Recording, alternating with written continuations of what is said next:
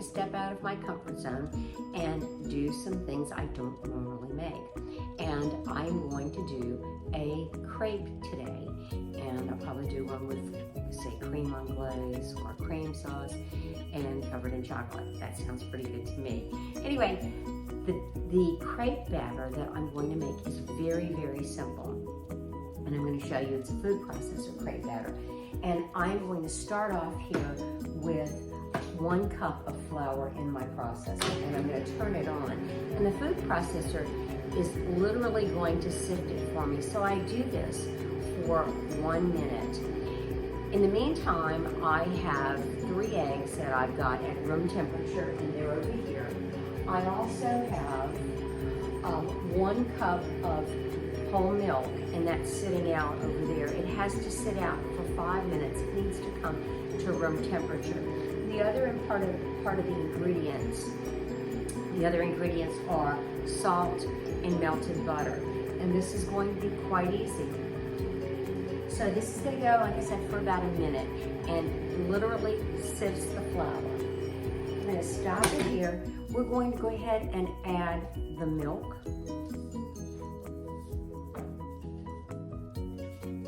I've already gotten everything ready for the crepes. We'll have to let this batter sit for another 15 minutes, to rest for another 15 minutes. So with the food processor on, I'm going to go ahead and add milk.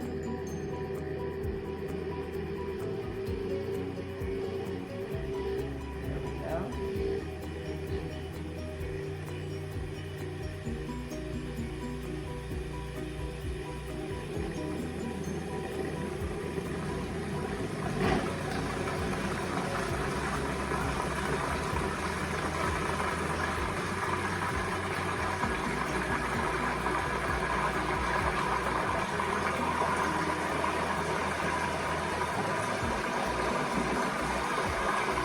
We're going to add the 3 eggs.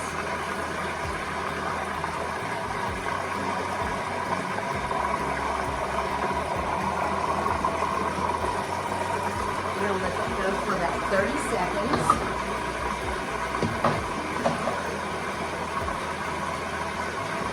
Make sure everything's incorporated. We'll stop the food processor now, and I think there's some flour that got in there. I'm going to stir down the sides. Perfect. And then we're going to go ahead and add the 1/4 of a teaspoon of salt and the butter right into there. So that's 2 tablespoons of butter melted. Go ahead and put this on. Process it for another 30 seconds.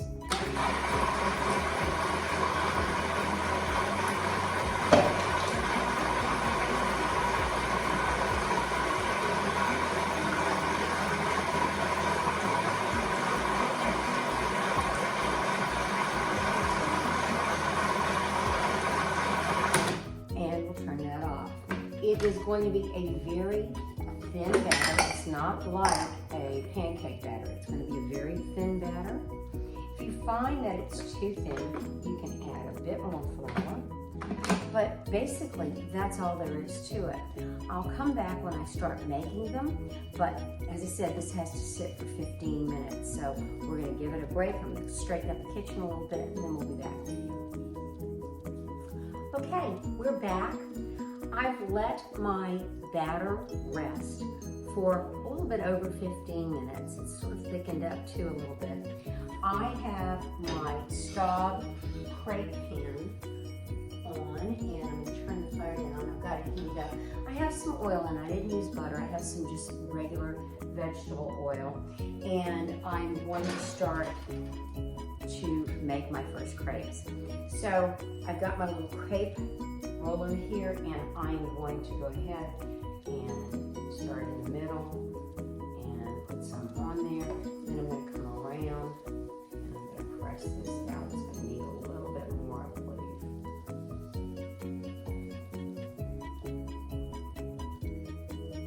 I'm going to do this pretty quickly.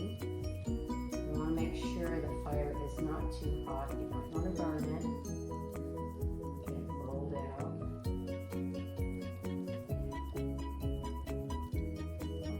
first one is not always perfect.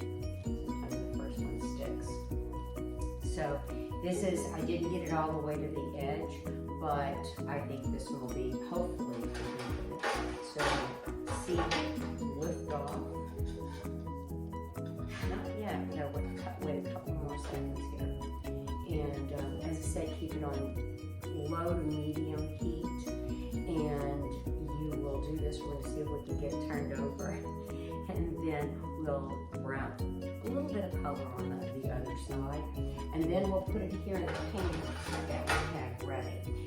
Now, when you start with your pan, you really need to have it seasoned. So I've used mine several times, and it has become seasoned. It is literally cast iron. It's a great little crepe pan. You can get other kinds, but this one's good. You can even use a frying pan. Just make sure your surface is prepared for it. Let's see what we've got here. Close a little bit longer. So tonight I'll fill it with creme anglaise. Or the chocolate filling like we talked about, and that will be very nice. Now I can use these same crepes for a chicken dish, and the last time I made a smoked chicken filling, this is my little recipe book. This is where I mark everything or put everything that I want to remember, and I did a smoked chicken filling, and it was wonderful. I used a little bit of pear node. If you're familiar with that, we use mushrooms and green peas. It was to die for. But these are going to be dessert crepes. So let's see how we're doing here. Oh, gorgeous. Let's see if I can get this taken care of. Get it turned over. Whoops. Of course, we would break it. This is when asbestos fingers come into the meat. There we go. So can you see that? Yes. Perfect. So just a couple more seconds on that, and then it will go on to the sheet pan, and then I'll repeat. I will get about 6 to 8 crepes out of this, and you can double batch it. It's up to you. You can also, if you want to get a little crepes, you can add something like cinnamon and have the cinnamon already in your crepes, so you can fill them with, say, fruit and vegetables on top of whipped cream. Oh my gosh. So anyway, that's it, and let's see if we can see the final product on this.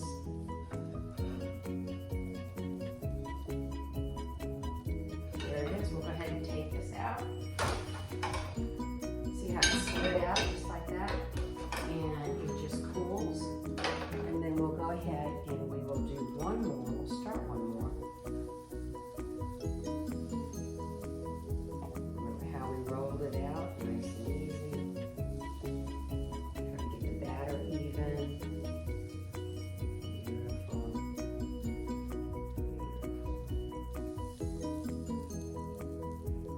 There we go. Got that one all the way to the edges. That's nice.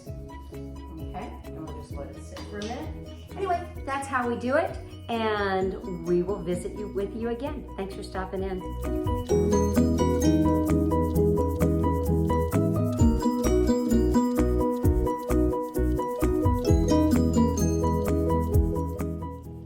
I just wanted to come back and show you the amazing crepes that we have.